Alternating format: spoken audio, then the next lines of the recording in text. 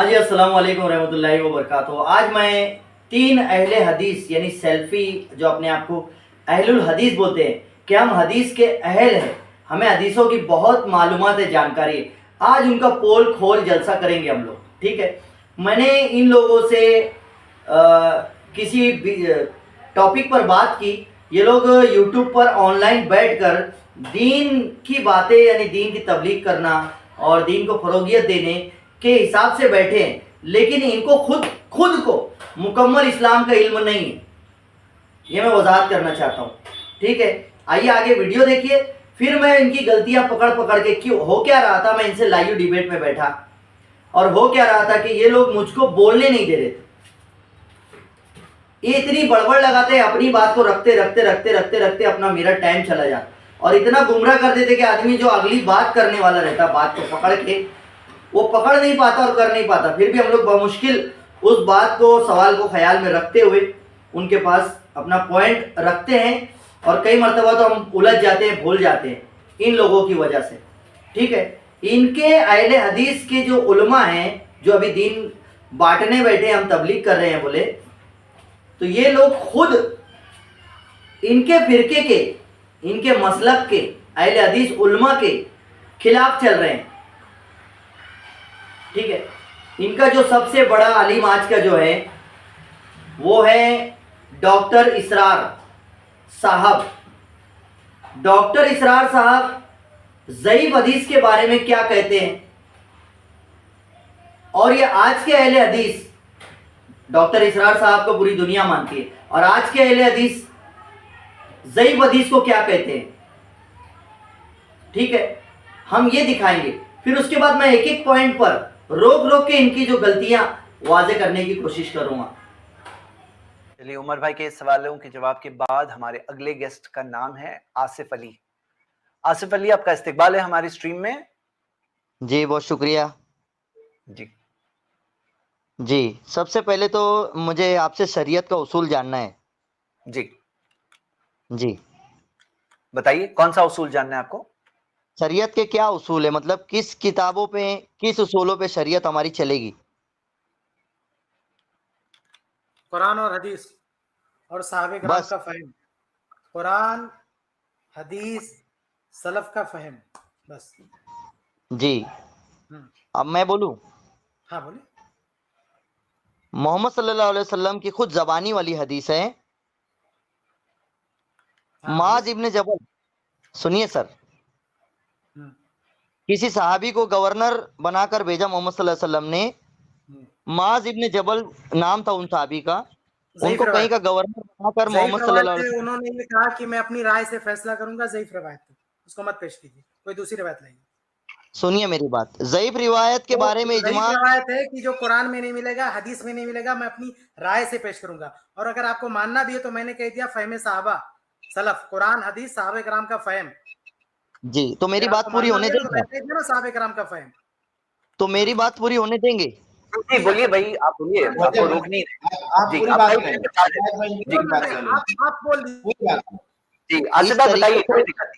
بتائیے۔ نہیں شاہد پٹیل صاحب، اس طریقے سے بات پوری نہیں ہو پائے گی۔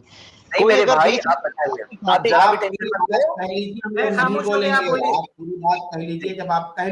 پورا موقع دے رہے ہیں ہم بات کرنے کا۔ جی بولیے آپ۔ جی جی آپ کو حدیث بتا رہے تھے نا، شیخ کو کیونکہ پتا تھا وہ حدیث آپ کون سی بول رہے ہو، تو انہوں نے بتا دی یہ حدیث ضعیف ہے، اگر آپ اس کی تفصیل جاننا چاہتے ہیں ڈیٹیل بھی بتا سکتے ہیں۔ اب آپ کیا بول رہے تھے؟ ضعیف حدیث کے معاملے میں اجماع امت کا ایک قول ہے، اجماع امت کا قول ہے، ضعیف حدیث فضائل میں جائز ہے، مطلب امت اس فضائل کے لیے اس کو بیان کر سکتی ہے، اس کو لے سکتی ہے اسلام میں۔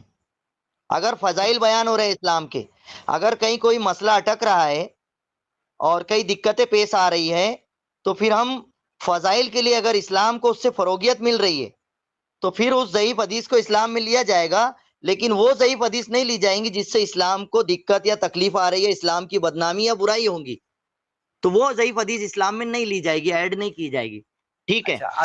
حدیث ضعیف، کمزور حدیث، کمزور حدیث کسے کہتے ہیں؟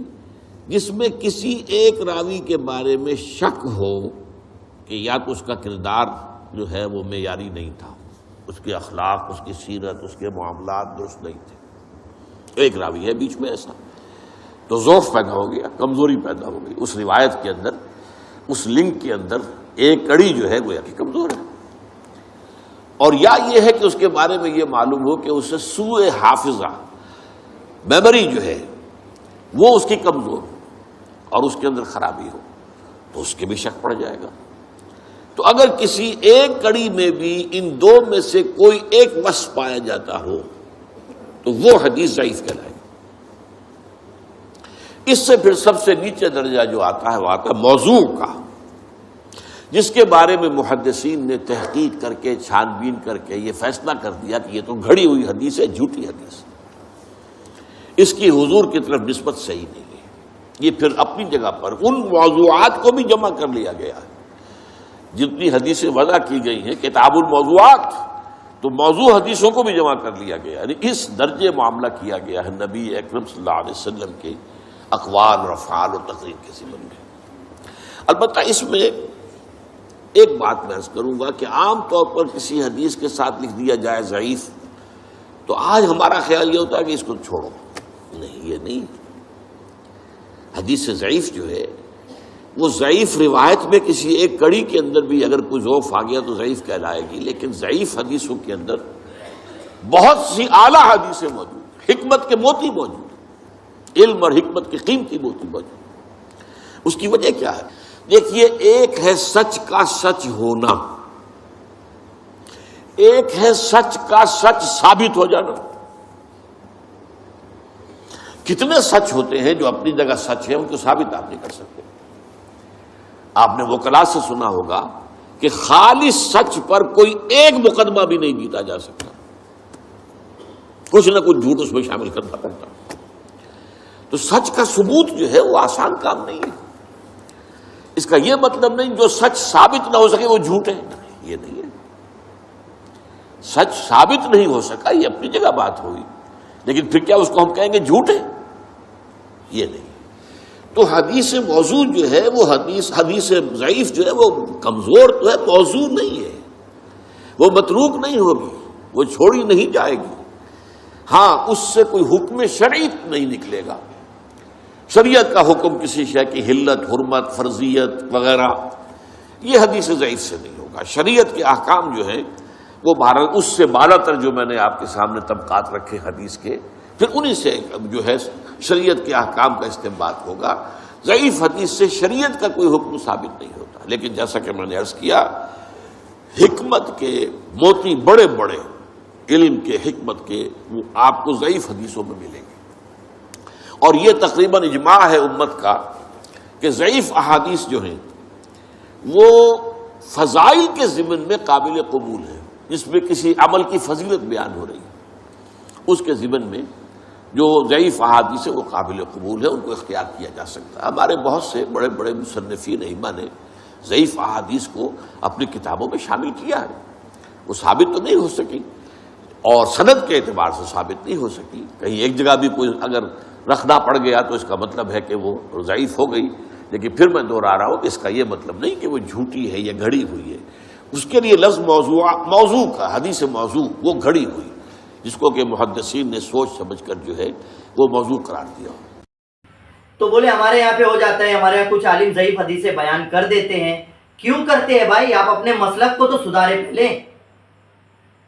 یعنی خود کے علماء بڑے بڑے آپ کے ڈاکٹر اسرار صاحب ضعیف حدیث بیان کر رہے ہیں، پوری دنیا ان کو سنتی ہے، ان کے فالوور ہیں. ان کو نہیں سمجھ رہا کہ ضعیف حدیث بیان ہی نہیں کرنا چاہیے. آپ تو سرے سے کٹ کر رہے ہو کہ ضعیف حدیث اسلام میں چلے گی نہیں. جبکہ 73 فرقے، یعنی جتنے بھی فرقے آج کے پیریڈ میں ہیں، ہر فرقے کا اس پر اجماع ہے کہ ضعیف روایت ہم لیں گے اسلام میں اگر اس سے فضائل بیان ہو رہے اسلام کے، حضور کے، دین کو فروغیت، اچھا پن، بڑائی، دین کی تعریفیں ہو رہی ہے، تو اس ضعیف حدیث کو اسلام میں لے لیا جائے گا. اگر کوئی ضعیف حدیث ایسی ہو جھوٹی، یعنی کہ جو اسلام کو نقصان پہنچا رہی ہے، یعنی کہ کوئی ایک آدمی ایسا آ کر بول دے کہ میں اسلام میں جو ہے کھڑے رہ کر پیشاب کرنا جو ہے جائز ہے، نعوذ باللہ، اگر ایسا کوئی بول دے تو وہ ضعیف حدیث اسلام میں نہیں لیا جائے گا. کیونکہ وہ اسلام کو نقصان دے رہی ہے. اس کی اپوزٹ میں ٹکر میں کوئی دوسری حدیث موجود ہے کہ سرکار فرما رہے بیٹھ کر پیشاب پھرنا چاہیے, طہارت کرنا چاہیے. ٹھیک ہے, یہ ایک مثال کے لیے میں نے کہا, سمجھدار کو لیے اشارہ کافی ہے. تو ضعیف حدیث سرے سے کٹ کرنے والا بھی, اور یہ سب سے پہلی بات تو یہ حضور کی قول اور صحابہ اس زمانے میں موجود, حضور اور صحابی بات کر رہے ہیں. معاذ ابن جبل رحمت اللہ رضی اللہ تعالیٰ عنہ بیان کر رہے ہیں. ٹھیک ہے, تو وہ جو حضور اور صحابی بات کر رہے ہیں آپس میں, اس کے تعلق سے یہ کہہ رہے ہیں کہ ہم نہیں مانتے. کیوں؟ اس میں کسی ضعیف حدیث کا مطلب یہ ہوتا ہے, پہلی بات تو کوئی ایک یا دو راوی یعنی بیان کرنے والا. جب امام بخاری رضی اللہ تعالیٰ عنہ جب حدیثیں جمع کرتے گھوم رہے تھے, جمع کرتے تھے, تو یہ بھی پوچھتے تھے کہ یہ جو حدیث جس نے بیان کیا یہ بندہ سچا ہے یا جھوٹا ہے. اب اس میں سے اگر ایک حدیث کو 20 لوگوں نے الگ الگ جگہ پر بتایا کہ ہاں ہم نے یہ سنا, ہم نے یہ سنا, یہ سنا, جس میں سے 20 بندوں میں سے اگر 2 بندے جھوٹے ہیں تو امام بخاری نیچے لکھ دیتے تھے حدیث کے کہ اس میں 2 بندے جو ہیں وہ جھوٹے ہیں, یا پھر یادداشت کے کمزور ہے, یا ان کا حافظہ کمزور ہے, یا ان کا معلومات صحیح نہیں ہے. تو اس حدیث کو وہاں پر ضعیف لکھ دیا جاتا کہ 2 راوی اس میں ضعیف ہے. لیکن وہ حدیث موضوع نہیں ہوتی کہ اس کو سرے سے اسلام سے خارج کر دیا جائے, جس طرح یہ اہل خبیث اہل حدیث بول رہے ہیں کہ ڈائریکٹ خارج نہیں. آپ کے علماؤں کا خود رد کر رہے ہیں. علم حاصل کرے جب تبلیغ کرنے آ کر بیٹھے.